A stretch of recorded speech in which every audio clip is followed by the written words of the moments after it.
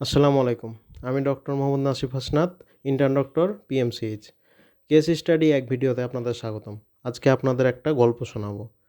গল্পটা হচ্ছে রহিমের। সে সোনাইমুড়ি গ্রামে থাকে এবং ঘটনাটি ঘটে যে তার বাবা কয়েকদিন আগে খুব গুরুতর অসুস্থ তা হয়ে গেলে তাকে মেডিকেল কলেজ হাসপাতালে ভর্তি করা হয়। নিকটবর্তী একটি মেডিকেল কলেজ হাসপাতালে ভর্তি করা হয় এবং পরবর্তীতে তার এই অসুস্থতার কারণ হিসেবে বিভিন্ন পরীক্ষা-নিরীক্ষার পরে ডাক্তাররা তার রোগ নির্ণয় করেন যে তিনি স্ট্রোক করেছেন। ফলে তার চিকিৎসা চলে, সে অনুযায়ী ডাক্তারের প্রেসক্রিপশন অনুযায়ী চিকিৎসা চলে এবং তিনি কয়েকদিনের মধ্যে উন্নতি লাভ করে এবং পরবর্তীতে তাকে কিছুটা তার অবস্থার উন্নতি হলে তাকে বাসায় নিয়ে আসা হয় এবং বাসায় নিয়ে আসার পর তার উন্নতি হচ্ছিল।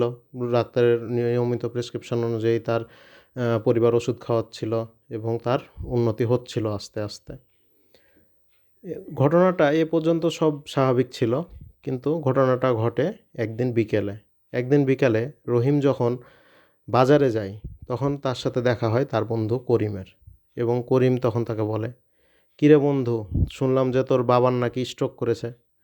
তখন রহিম বলছে যে, "হ্যাঁ, কয়েকদিন আগে তো দোস্ত স্ট্রোক করেছিল। তো এখন" বলছে, "এখন কেমন আছে?" বলছে, "এখন আলহামদুলিল্লাহ আস্তে, আস্তে উন্নতি হচ্ছে।" তো বলে যে, "আমার বাবাও তো ২ বছর আগে স্ট্রোক করেছিল। চল দেখে আসি কী অবস্থা।" দেখতে যেয়ে আমাদের করিম তখন বলল যে, "তোর প্রেসক্রিপশনটা দেখি বাবার।" প্রেসক্রিপশনটা দেখে সে বলে যে, "কিরে, কোন ডাক্তার দেখিয়েছিস? কী ডাক্তার ছিল? তোকে তো মেইন ওষুধই দেয়নি। এই ওষুধটা আমার বাবাকে দিয়েছে। আমার বাবা স্ট্রোক করেছিল। স্ট্রোক করে এই প্রেসক্রিপশনে ওষুধ খাওয়ার পর আমার বাবা এখন তত্তাজা। এরপর থেকে আর কোনো সমস্যাই হয়নি। তুই কেমন ডাক্তার দেখালি যে তোর এই মেইন ওষুধই দিল না?" পরবর্তীতে তখন বলল যে, "কী ওষুধ?" বলল এবং তাকে রহিম ওই ওষুধটি তারপরে তার বাবাকে খাওয়ালো এবং খাওয়ার কয়েক ঘন্টা পর তার বাবা আবার স্ট্রোক করল এবং হাসপাতালে নিয়ে যাওয়ার পথিমধ্যেই তার বাবা মারা গেল। এখন তাহলে ঘটনাটা কী? তাহলে কি করিমের বাবাকে যে ডাক্তার ওষুধ দিয়েছিল সেটা কি ভুল দিয়েছিল? না এখানে কার ভুল ছিল? না কিসে ভুল হলো? ভুলটা হলো কোথায়? নাকি অন্য কোনো কারণে এই ঘটনাটি ঘটল?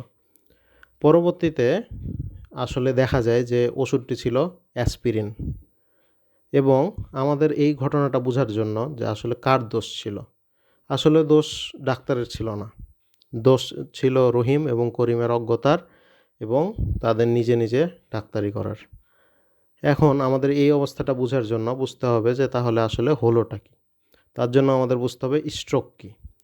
স্ট্রোক শুধুমাত্র ব্রেনে হয়। আমাদের অনেক সময় বলতে শুনি যে হার্টে স্ট্রোক করেছে, কিডনিতে স্ট্রোক করেছে। হার্টে স্ট্রোক করে না, কিডনিতে স্ট্রোক করে না। স্ট্রোক শুধুমাত্র ব্রেনে হয় এবং কীভাবে হয়? যখন ব্রেনের কোষগুলোতে আমাদের রক্ত সরবরাহ যখন আমাদের বাধাপ্রাপ্ত হয়, বন্ধ হয়ে যায়, তখন আমাদের ব্রেন প্রপারলি নিউট্রিশন পায় না, অক্সিজেন পায় না এবং এর ফলে কোষগুলো মারা যায়। তখন আমরা এটাকে বলছি স্ট্রোক। তাহলে স্ট্রোক এক্ষেত্রে কিন্তু ২ ধরনের ২ ভাবে হতে পারে এবং এটার ভিত্তিতে তাকে ২ ভাগে ভাগ করা হয়েছে। বলা হচ্ছে যে যখন আমাদের ব্রেনের রক্তনালীগুলা কোনো কারণে যদি ফেটে যায়, বিশেষ করে যাদের হাই প্রেশার থাকে সে কারণে ব্রেনের রক্তনালীগুলা ফেটে যেতে পারে এবং ফেটে গেলে রক্ত তখন রক্তনালী থেকে বের হয়ে যায় এবং কোষগুলাতে তখন ঠিকভাবে রক্ত সরবরাহ হয় না। যার ফলে আমাদের কোষগুলা মারা যায় এবং স্ট্রোক করে। এটাকে বলা হয় হেমোরেজিক স্ট্রোক।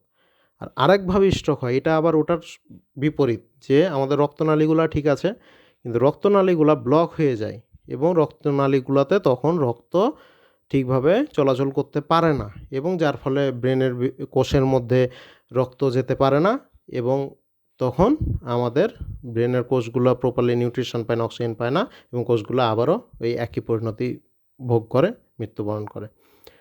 তো এখানে হচ্ছে আমাদের ২ ধরনের স্ট্রোক হতে পারে। তাহলে স্ট্রোক শুনলেই যে শুধু স্ট্রোক ওর বাবাও স্ট্রোক করেছে, তার বাবাও স্ট্রোক করেছে, একই যে ওষুধ হবে, একই যে ভাবে হয়েছে তা হতে পারে না। এখন আমাদের যেটা ইসকেমিক স্ট্রোক অর্থাৎ যেটা রক্তনালী ব্লক হওয়ার কারণে স্ট্রোক হলো, এই স্ট্রোকটাতে আমরা দিই অ্যাসপিরিন। এটার একটা অন্যতম মেডিকেশন হচ্ছে অ্যাসপিরিন। এটা দিলে আমাদের রক্তনালীর যে ব্লকটা ছিল ওটা আমাদের ছুটতে সাহায্য করে। কিন্তু আবার এটা ঠিক উল্টা ঘটনা ঘটে, আমাদের এই অ্যাসপিরিনটা ওষুধটাই আবার মারণঘাতী হিসেবে দেখা দেয় আমাদের হেমোরেজিক স্ট্রোকে। অর্থাৎ যেখানে অলরেডি রক্তপাত হচ্ছে সেখানে যদি আমরা আবার অ্যাসপিরিন দিই তাহলে কিন্তু এই রক্ত পড়া আরও বেড়ে যাবে এবং বন্ধ হবে না, এবং রক্ত পড়ে রক্তশূন্যতায় ব্রেনের কোষগুলো মারা গিয়ে রোগীর মৃত্যু ঘটবে। তাহলে এখন আমাদের এক্ষেত্রে আমরা কি বুঝলাম? বুঝলাম যে কারো একটা রোগ হয়েছে, আমরা শুনলাম যে প্রেসক্রিপশনে তাকে ডাক্তার এই রোগ দিয়েছে এবং তাতে সুস্থ লাভ করেছে। তার জন্য যে তার শুনে তার বাবা স্ট্রোক করেছে, ওর বাবার বেলাতেও যে স্ট্রোক করেছে এটা বলে দিব, তা হবে না। তাহলে আমরা স্ট্রোক করেছে বলে যে তাকে সেই ওষুধটা দিয়ে দিব, সেটা করা উচিত নয়। তাই নিজে নিজে ডাক্তারি করা বন্ধ করি, বিশেষজ্ঞের পরামর্শ নিই এবং ভালো থাকি, সুস্থ থাকি ইনশাআল্লাহ। আল্লাহ হাফেজ।